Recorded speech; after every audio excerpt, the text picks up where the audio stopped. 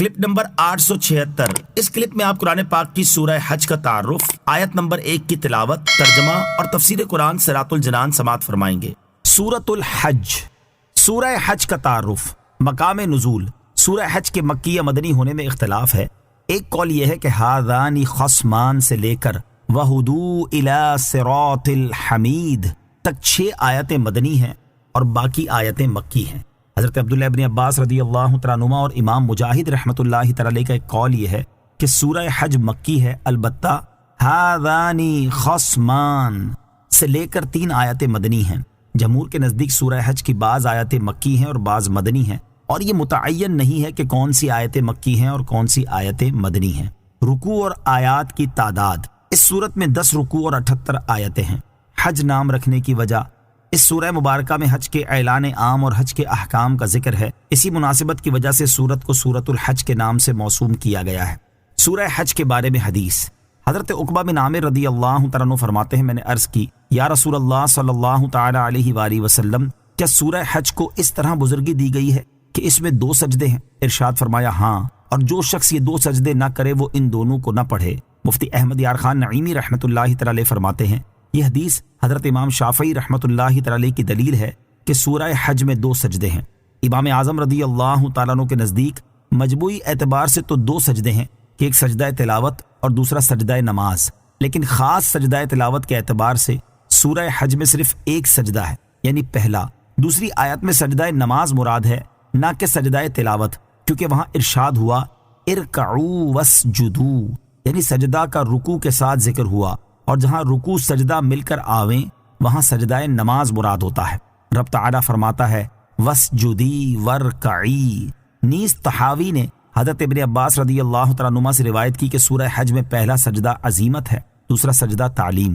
نیز یہ حدیث علاوہ ضعیف ہونے کے امام شافعی رحمۃ اللہ تعالیٰ علیہ کے بھی خلاف ہے، کیونکہ وہ قرآنی سجدے واجب نہیں مانتے، سنت مانتے ہیں، اور اس حدیث سے وجوب ثابت ہوتا ہے کہ فرمایا جو یہ سجدے نہ کرے وہ یہ سورت ہی نہ پڑھے۔ بہرحال اس حدیث سے استدلال قوی نہیں۔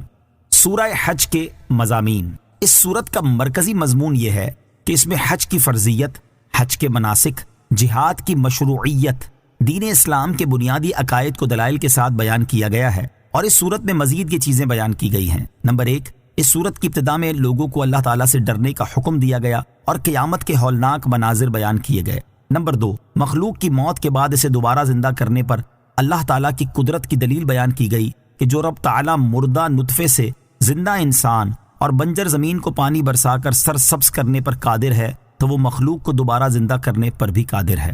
نمبر 3، دین اسلام کے بارے میں شک اور تردد میں رہنے والوں کا حال بیان کیا گیا۔ نمبر 4، 5 قسم کے کفار کو ہونے والا عذاب اور مسلمانوں کو ملنے والی جزا بیان کی گئی۔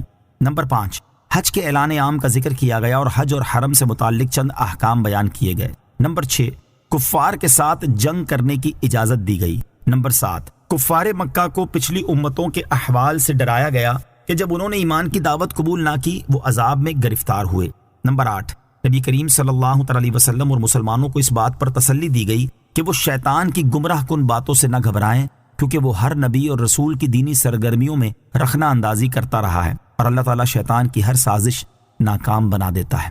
نمبر 9، مکہ مکرمہ سے ہجرت کے دوران شہید کر دیے جانے والوں اور انتقال کر جانے والوں کی جزا بیان کی گئی۔ نمبر 10، قرآن پاک کی عظمت و شان بیان کی گئی اور یہ بتایا گیا کہ کفار و مشرکین قرآن مجید کو پسند نہیں کرتے اور وہ انبیاء و مرسلین علیہ الصلوۃ والسلام سے بغض رکھتے ہیں۔ نمبر 11، یہ بتایا گیا کہ اللہ تعالیٰ نے چند فرشتوں کو دیگر فرشتوں پر اور چند انسانوں کو دیگر انسانوں پر فضیلت دی ہے۔